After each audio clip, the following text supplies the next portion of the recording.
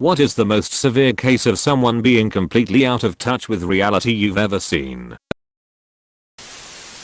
Parents of a 35 years old woman who was hospitalized after suffering severe anoxic brain damage 20 years ago. She had been in the same ward since.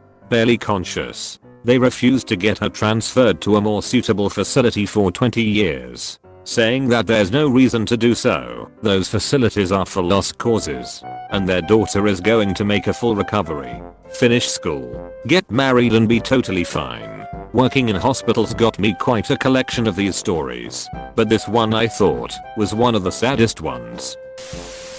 My sister-in-law, kicked out by her boyfriend, comes to stay with us for a few days. We suggest looking for a flat/cheap house to rent near us. She won't live in the scummy part of town near us. She'd like a 3-bed house with garden in the best part of town. She has no savings and isn't sure if she has a job. Was a part-time cashier in a supermarket. Stopped going to work when COVID came. Note, not furloughed. Supermarket still open. She's just not going in. When I suggested maybe she couldn't afford £500k on a family home on her salary, she suggested she just get a council house, disregarding the huge waiting list and the fact that most council properties are right the ghetto parts of town. This is just the crust of a deep layer of unhinged fantasy world that she lives in. I will never forget the man who angrily told me, a wheelchair user with no feet and no prosthetics, to go down the stairs if I didn't want to wait for the elevator. I had been talking to my friend and mentioned we were going to be a little late because of the huge line. My step-grandma who called me a lazy useless loser because I was struggling to find a job after college back in 2009 when the economy was in the gutter. She called me every name you can possibly think of, but the most common phrase was dependent loser since I had to move back in with my parents. This is the same woman who never had a job in her life and was supported 100% by my grandpa and is now currently living off of his social security and pension. What a way to call the kettle black. Streamer that I watched a couple of times before his behavior drove me to stop. It was a shame because when he was actually gaming, I liked the content, but his attitude drove you up the wall, and by attitude, I mean raging. Back when I watched him, the rest of the events in this post hadn't happened yet, but the out of touch with reality part, he talked about his girlfriend on stream a few times. Nothing wrong with that. Except his girlfriend was a female streamer who lived in Europe. He was from the States, and he'd never actually met her in his life. She got wind of this through shared viewers and debunked the story on her stream, saying she'd never even interacted with him. This caused him to go nuts and start stalking the girl wherever he could, causing her to eventually stop streaming, delete all her social media and so on. After his Twitch account was banned for this, he eventually managed to convince Twitch to unban him and then did the same thing to a different girl. Now he's been permanently banned from Twitch as a result of this, again, and keeps raging about it on Twitter. Just to clarify, I don't follow this guy, but someone posts about him on the game subreddits every now and then, which is why I know the story. Some people are just bananas. One bully of a boss asking the 3 people who suffered most from his behavior if they would want to move to a new employer with him as a team. HMN. How about no way in hell? A woman I knew a few years ago. She had a job. She was convinced she was supposed to be a movie star. She never did any acting, though. She also told me about the married man that she had slept with. He loves me, but he can't leave his wife. She actually did stop having sex with him, but they still hung out. I worked on shifts with a guy 4 years who thought every single person was out to get him. I've never met anyone who had such a warped sense of reality. He would joke on with someone, then go away for the weekend and stew on one particular thing, then come in on Monday absolutely raging over taking something the complete wrong way. I've seen him attack 2 people and heard about a third. Thing is, he's so dopey. Everyone thinks he's harmless and that's just the way he is. A guy I trained as an apprentice has just started on shifts with him. Doesn't take anyone being a D well at all. I think they'll do well together, haha. In college I had a roommate from the most sheltered part of Long Island. We met an exchange student from Switzerland, and I swear to God she said this in complete seriousness, "Oh wow, I didn't know people actually lived in Switzerland. I thought there were just banks there." My father. He is an habitual liar. I somehow think he believes his own lies. Over the past couple of years I've noticed he doesn't actually have anything new to say. Sort of regurgitates sentences in slightly different ways. It's caused his business to fail.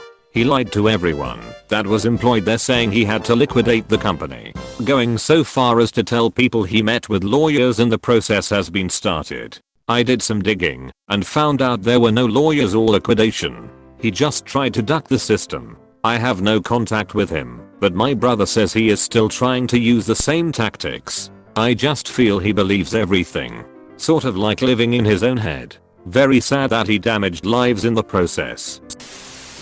My parents' neighbor thought that her garden was too small for her sons to play in.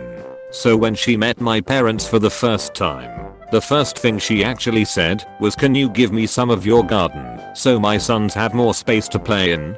Thankfully my parents just said no. For context, they live in a very expensive neighborhood where houses cost on average from £750,000 to £1 million. The gardens in that neighborhood are a lot bigger on average than the majority of gardens in the UK. I've never heard a story of somebody being as painfully out of touch as that woman. There is a girl at my work that always bitches about not making enough BC. She makes 200 to 300 a paycheck, then is always the first to leave early and always shows up late and has other PPL take her shifts. She asked me how I make 600 to 800 a paycheck. I said, "BC, I work more. I'm currently at work taking over her shift." She doesn't realize, if you don't work more you'll be paid less. The pastor of a small town church insisted that members set up the parish hall and provide food and beverages for 125 people after every Sunday service, even though the average attendance was only around 20 people. Week after week, month after month, much food would be disposed of and large urns of coffee dumped down the sink, and all because the pastor was in denial about the reality of weekly attendance. I was a stable hand of a very upper tier barn in a wealthy part of the country. The staff have to sign non-disclosure agreements to protect clients. On one particularly scorching July day, I overheard a client venting to another about how she was incredibly stressed and going to have a mental breakdown because her first choice catering company was all booked up for the weekend of her last minute yacht party. I'm paycheck to paycheck and had probably a total of 3 days off since Christmas. I would love for a yacht party to be my basis for a mental breakdown. Needless to say, the staff had a healthy chuckle on that one. My stepbrother got into a weird Gnostic religious group and thought he could convert people by talking to them, harassing them, Socrates style, except without any ability to carry out a philosophical conversation. Also assuming workplace is a fine occasion to do this. When he'd get fired from his temp jobs he'd assume it's a conspiracy and fight against enlightenment. This is more funny than deluded as a side note. But one of the group activities is to have to rewrite their religious book by hand, which he diligently did, and it wasn't a small book either. Turned out he used the wrong color ink, which for some reason invalidated the whole thing. Got a job in a restaurant as a waiter. Assumed for whatever unimaginable reason that the proper way to act for waiters is to bow after taking the order. When his supervisor asked him to stop he lectured the supervisor on proper waitstaff manners. Wanted to propose to a 50-plus-year-old woman who has until then shown no signs of being interested in him. Luckily he believed in the tradition to first ask father's permission, so he asked his dad, who talked him out of it. Had an idea to join the military to convert them from the inside. At one point believed the sun rays can sustain you, but luckily never really bothered to practice it. Is totally against capitalism and wants to live a free life as a wandering philosopher rather than live as a working drone like everyone else. However, does believe the working drones in his family should support his noble pursuit while also chastising them for selling out and more. My parents paid for half the down payment on my house, pay for our landscaper, house cleaner, child daycare, car insurance, and give my wife and our monthly allowance. We are completely self-sufficient human beings who even try and give other friends financial advice. Obviously written in the voice of someone I know. An ex became really religious, and I'd still talk to her sometimes. Somehow the topic of flat earth theories came up, and she said she thinks it's actually possible that it could be true. I tried to explain that we have more than enough imagery and data indicating that the earth is round, and she said it could all be planted there by Satan. You just can't come up with a response to that. Alright. So this is a story of the first hearing I ever been to. My adversary was represented by an established solo attorney from a different state. We will call him Jude. I had spoken to him a few times over the phone before, and considered him competent and a passionate advocate. So I meet Jude at the courthouse with co-counsel. I'm a woman, and so is she, to basically shoot the S waiting for trial call. First thing Jude says, "Hi." Second thing, "I gotta show you a picture of my wife." Okay, now, Jude is in his early 60s. Small. Bald. He takes out his phone and shows us a photo of this little girl who he assures us is 20, but looks all of 15. He tells us she's from Dominica. As we stare at him, he unpromptedly relates to us a hilarious anecdote about going to the mall and her begging him to buy her stuff, while calling him daddy. You see, Jude thought we would be impressed. We were not impressed. Browsing Reddit provides me a daily dose of people completely out of touch with reality.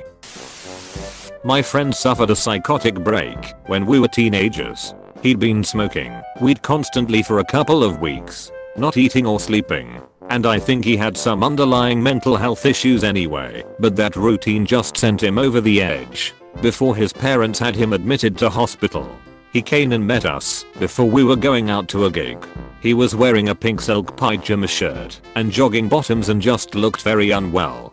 He was rambling on about the discoveries he was making and that he was going to meet some scientist in America. Then he laid on the pavement in the middle of the street and told us we all had to lie down to conserve the Earth's energy. That was about 15 years ago. He runs a successful business now. I dated this girl who believed her roommates were spying on her, that every time they had friends over and were hanging out in the common space and laughing, it was because they were spying on her in her room. She also believed the government was spying on her and her parents directly. Us dating lasted about a week and ended, not just because the red flags, but because she tried to drop by unannounced after only being on a couple dates.